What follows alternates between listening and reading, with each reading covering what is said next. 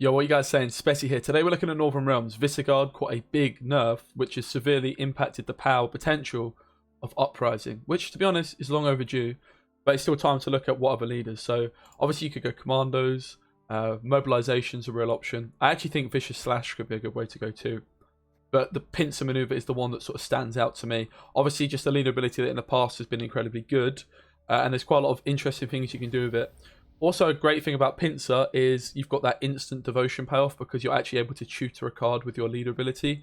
And you can also do some really disgusting, cheesy things that aren't going to be in the game next month, which I think is a good thing, where you can play 2 cards in one turn, like Visigoth, Defender, that sort of shenanigans.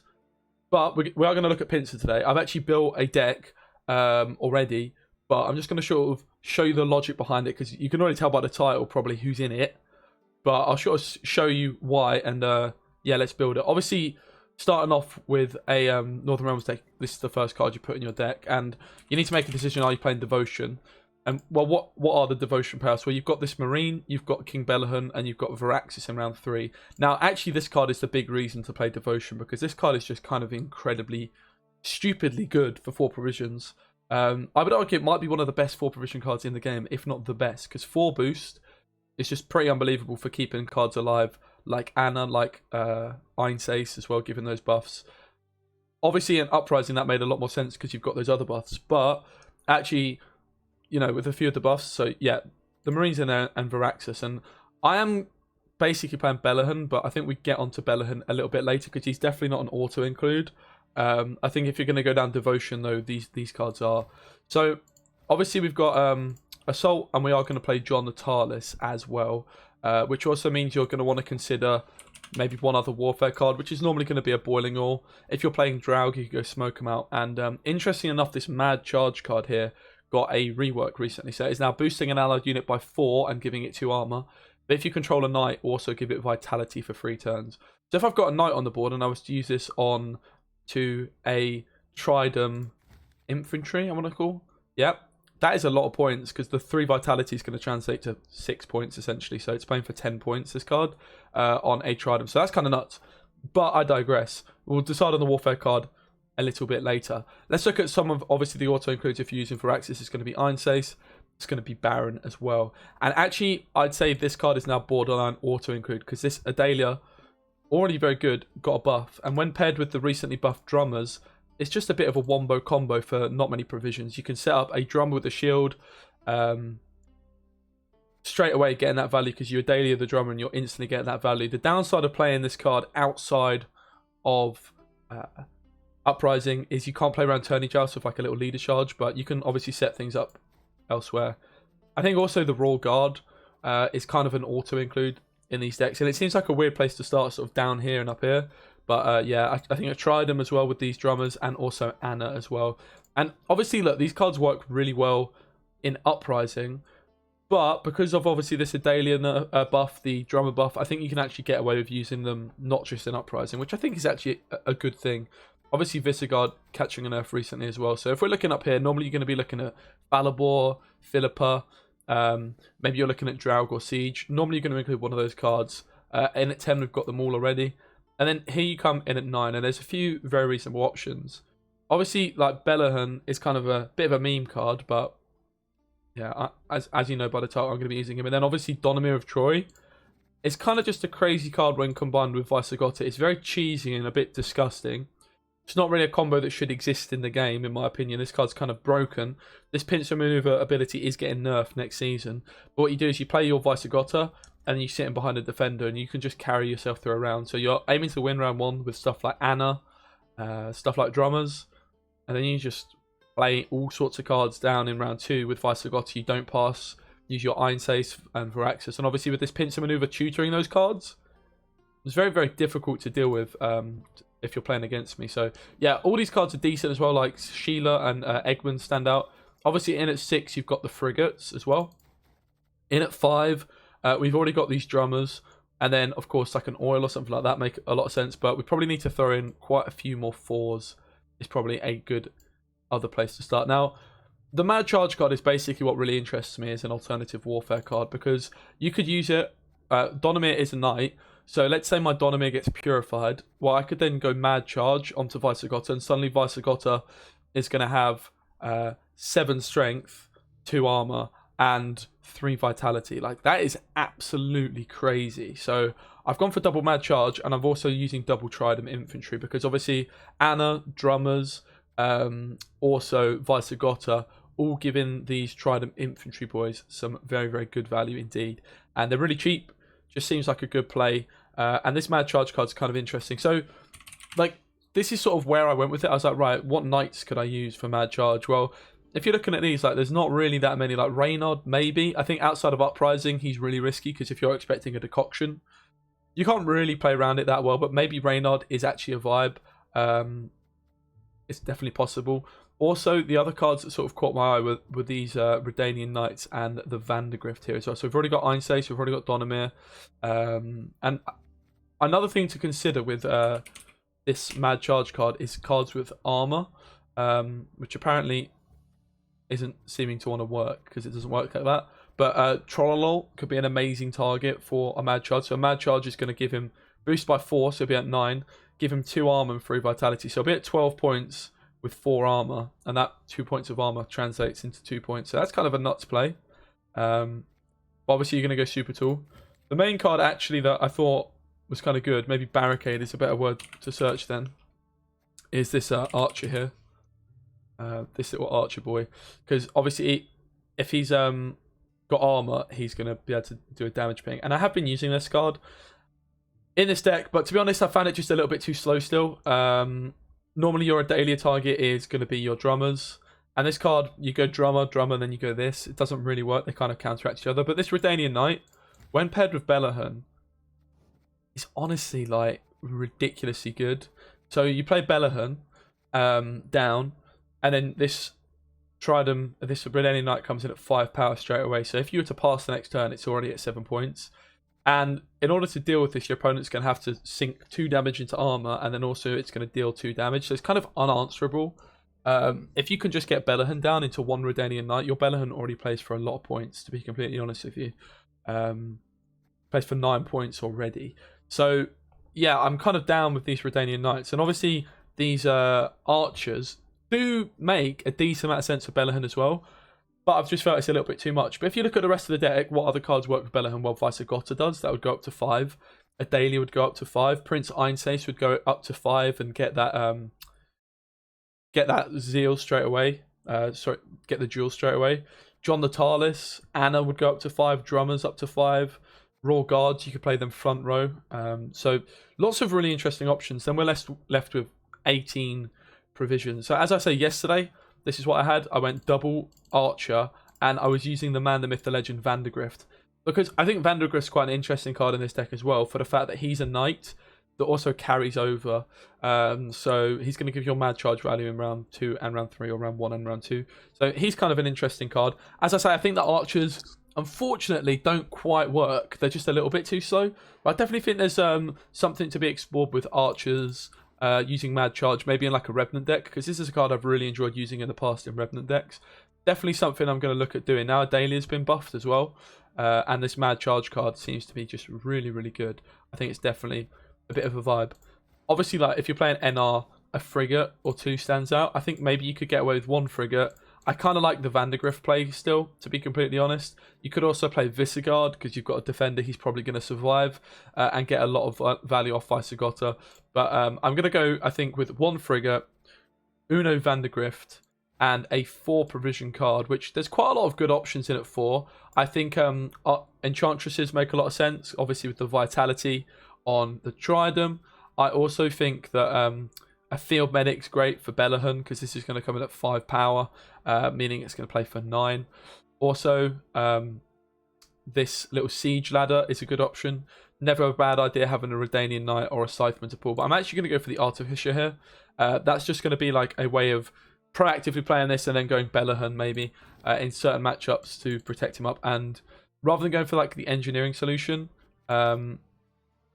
which is potential, I'm sticking with the TA, but maybe in fact instead of the TA you do just want to go for this rather annoying Crystal Skull that gives Veil, because it's just plays straight into Old Vincent, which is, you know, kind of stupid, to be completely honest. But at least it cannot be poisoned, or if they poison it, it's going to shut them down. So we'll give this a spin.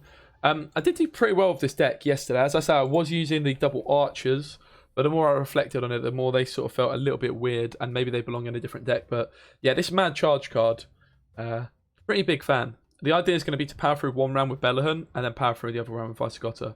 Of course, we're up against Lockdown. God, it's like the worst matchup imaginable. I've also been suffering from a headache quite badly today, so hopefully I'm all good. I'll soldier on in it, but it's not going to be a long one, that's for sure today. So instantly in this hand, we've got the Belohun, we've got the Vandergrift, we've got the Donomir, we've got a couple Royal Guards and a couple, well, we've got one Marine, so I guess we just kick a Royal Guard here. I think the Trident's a little bit awkward in this hand with only one drummer, so let's kick that. Okay. Quite a lot of bronze cards, no access to our Assault, which is obviously going to be able to play our single frigate. Again, maybe you just want to go for double frigate, because that card is kind of nuts. To be fair, and you could maybe ditch like a Vandergrift or something. Not going to want to play this card in this round, really. I think most like the vibe is just play a few bad cards. Try and keep up, like with like a drummer or something here. I would imagine this just gets answered. Could have been a Redanian Knight still. But in a 5-card round, it only plays for 5 points, which is really sad. It's not ideal. So yeah, we will go for a drummer here. I'm kind of anticipating the pass from our opponent here. But we'll wait and see. So certainly with this deck, what you're looking to usually do is just power ahead with tempo round 1 with cards like the drummer, like Anna, and just don't give your opponent a pass. But obviously not going to be able to do that. Of course, Kududak does make like a decent amount of sense in this list as well. It has to be said.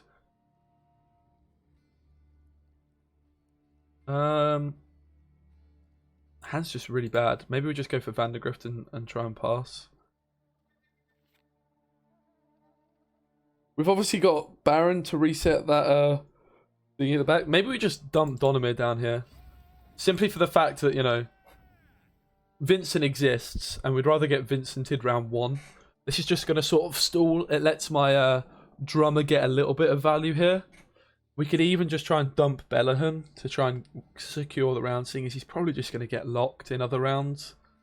I'd much rather take the Vincent on the chin now than in a future round. So this seems pretty reasonable. Also, Vandergrift would be enough to take it.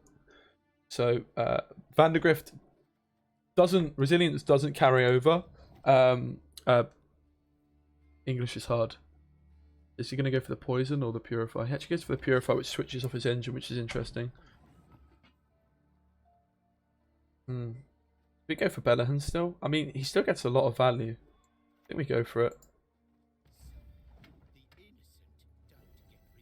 So yeah, the knight was kind of bad here, Donomir, but we get out this card, switches off his engine, and we actually get the pass from him. So I know, like, obviously we've invested Belohun, which seems like a lot, but he's kind of there to power for a round. Honestly, like, this is a terrible matchup for us. So it is what it is, really. Not ideal, that's for sure. You could make a strong argument. I could have just put like Vandergrift down there or something.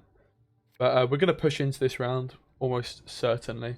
So we will keep the Vandergrift. I mean, in this hand, obviously, it's all really good. So we'll just kick a Marine, and we'll just kick that to try and find something good. And I think the Frigate's a pretty good card here.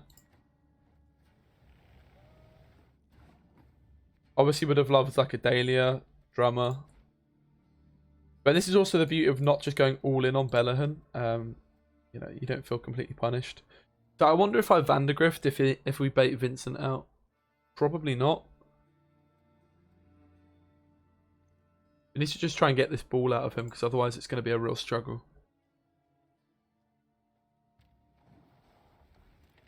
So options off of Assault.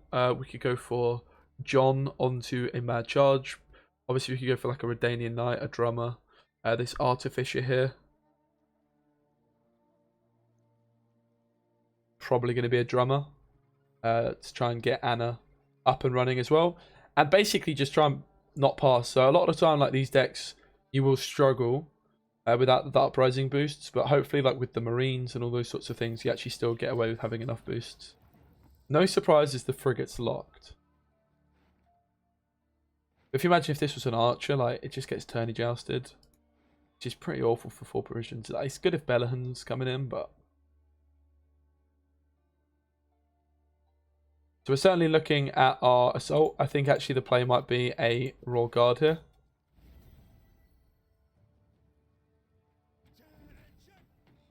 As then we can just dump Anna down in the middle of these cards and she can just start getting some decent little value. Obviously, we're just looking to stay 4 points ahead at all times, so he can't just go ball and not allow me to pass. So if he play ball, his 30 dame comes out for 4 points of value. And then if that was to get him ahead, he could just pass. Anna just going to do her job here and get us ahead. Obviously, like I could have used this Royal Guard buff on Einsace as well. Could have been reasonable.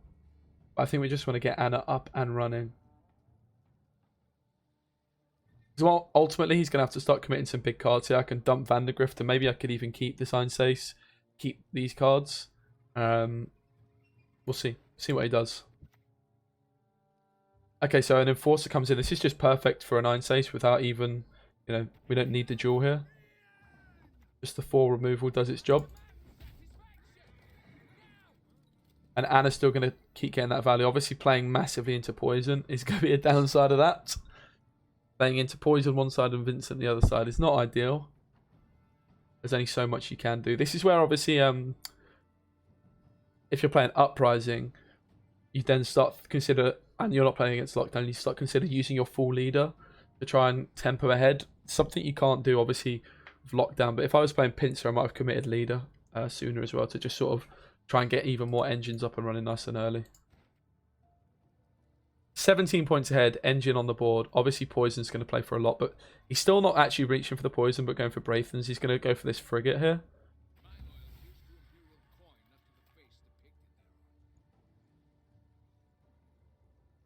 Kind of surprised he's like letting this Duchy get buffed. But I guess I just go for a Marine here on the Einsace.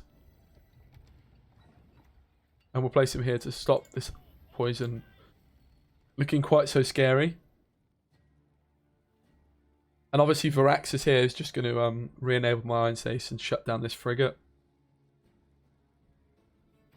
There's also an argument that you could go for the Tortoise here as well.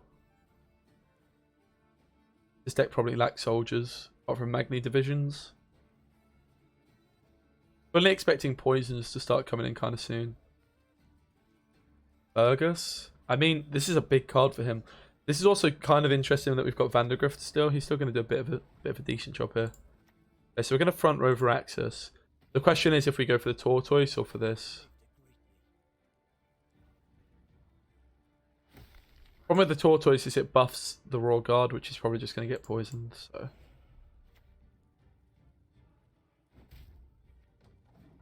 do that in it.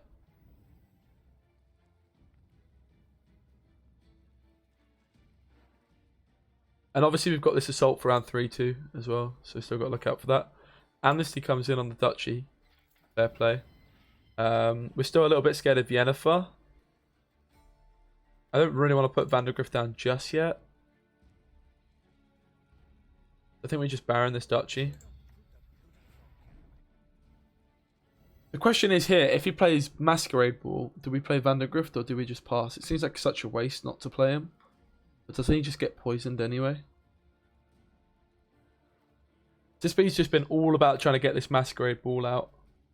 And Belohun, even though he seemed like a waste, did secure round 1 for not many provisions because he was such a threat. Obviously, we invested Donomir as well. So he's playing Usurper, so he might not actually have Ball in hand, or he might still have it, and he's just in a bit of trouble.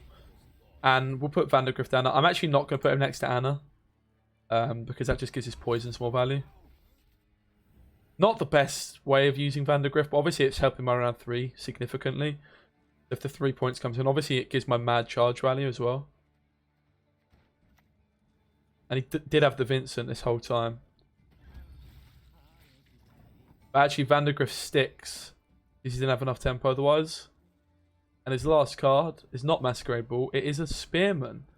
Which means we lose by 2 points. If this is like Any other card for more provisions than Vandergrift, we would have just 2-0'd there. Hi-ho.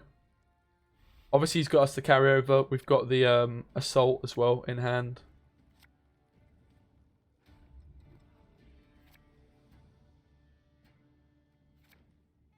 I'm valuing the Assault, the Mad Charge here quite a bit. Maybe that's wrong.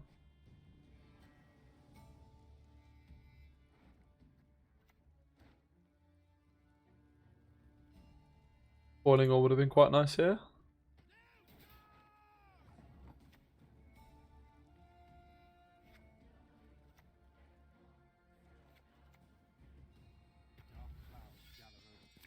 So I've got a Knight on the board. This Mad Charge is going to play for 7 points and also gives us armor. So I've got armor and shield. It's actually Mad Charge play for an insane amount of points here, really. I do like the idea of Mad Charge quite a lot. It's kind of getting me a little bit excited to see what else you could do with it. I think it's kind of cool. So it's not that impressive. We beat the ball deck that didn't draw ball. It's not too impressive, I'll be honest, but we'll take it still. It was lockdown.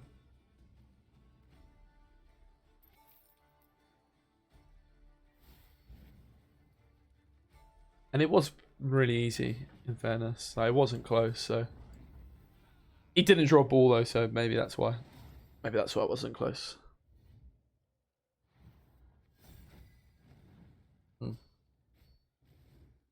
Guys, it's going to be a short one today. I'm going to leave it there, just because I've had a headache, like, for the last 24 hours.